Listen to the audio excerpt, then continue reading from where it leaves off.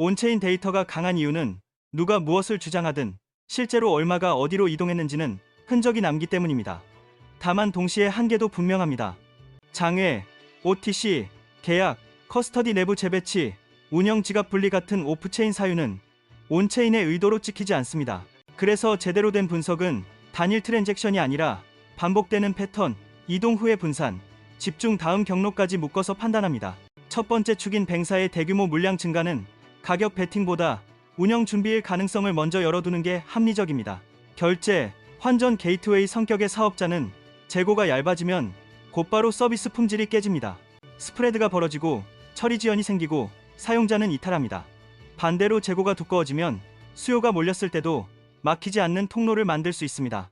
즉, 물량 증가는 단순한 숫자가 아니라 파이프 정산, 처리량 확장으로도 읽힙니다. 여기서 핵심은 추가 확보, 그 자체보다 확보 이후 물량이 어떻게 움직이느냐입니다.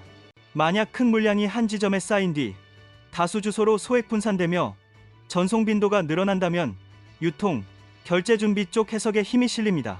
반대로 소수 주소로만 뭉치고 거래소성 혹은 현금화 성격, 주소로 향하는 흐름이 강하면 출구 현금화, 파이프로 기능할 가능성을 경계해야 합니다. 그래서 잔고 증가만 보지 말고 분산도, 전송 크기, 분포, 거래 건수 변화를 같이 봐야 합니다.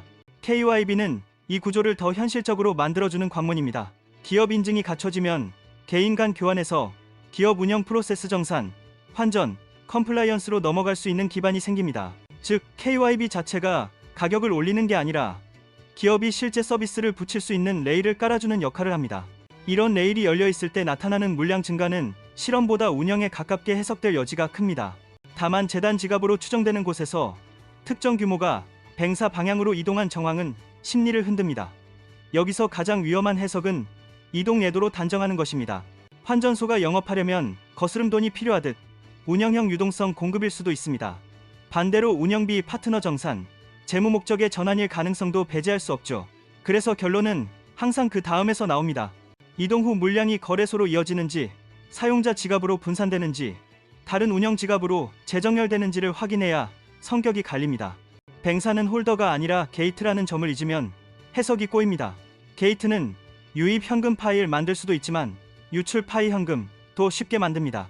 이 말은 곧 게이트가 커질수록 생태계에 돈이 들어올 통로가 넓어지는 동시에 고래에게는 현금화 출구가 매끄러워질 수 있다는 뜻입니다.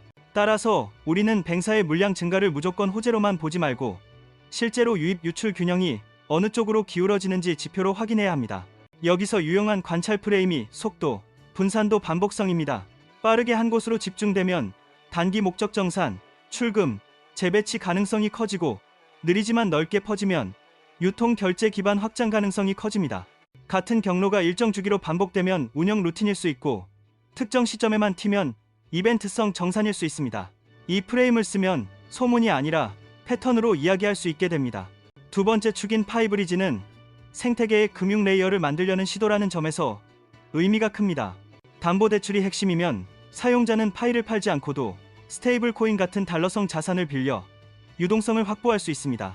이 구조는 파이를 믿지만 당장 현금이 필요한 사람의 매도 압력을 줄일 수 있어 장기적으로는 유통 구조를 바꿀 잠재력이 있습니다. 쉽게 말해 파이가 쓸모없는 보유에서 활용 가능한 자산으로 진화하는 관문이 될 수 있습니다. 하지만 담보대출은 구조가 잘못 설계되면 오히려 폭탄이 됩니다. 담보 비율이 낮거나 청산 규칙이 공격적이면 하락 구간에서 연쇄 청산이 터져 가격을 더 누르는 악순환이 생깁니다. 또 가격 오라클이 불안정하면 억울한 청산이 발생해 신뢰가 무너집니다.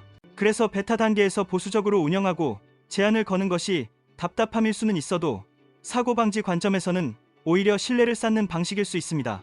분석 포인트는 언제 청산되는가, 어떤 가격을 기준으로 담보를 평가하는가 같은 규칙의 안정성입니다. 세 번째 축인 고래의 행동은 시장 심리를 가장 잔혹하게 흔드는 요소입니다. 일정 기간 조용하다가 다시 대규모 입금이 잡히면 공포 구간에서 개미가 던진 물량을 흡수하는 전형적 그림처럼 보일 수 있습니다. 다만 함정도 있습니다.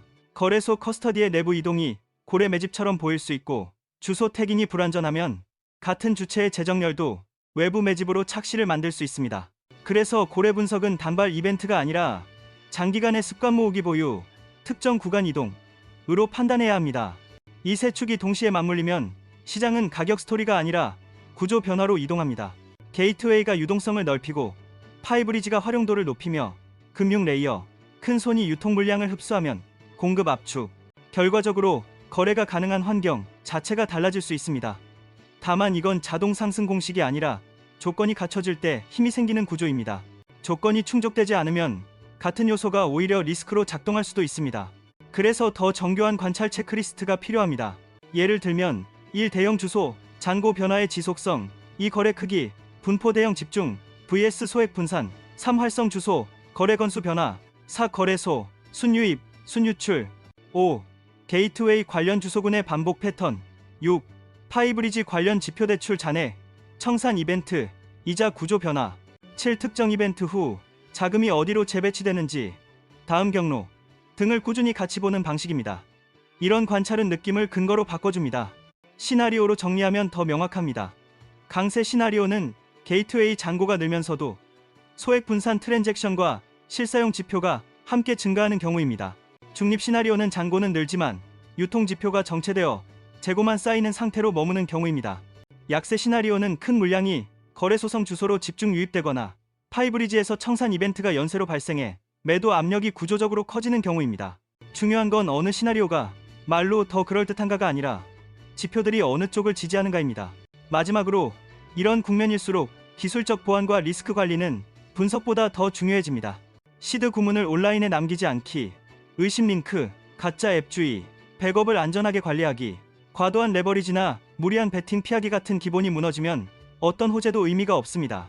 결론적으로 지금은 소문을 쫓는 장이 아니라 온체인의 다음 동선을 추적하면서 구조가 실제로 굳어지는지 확인하는 장입니다.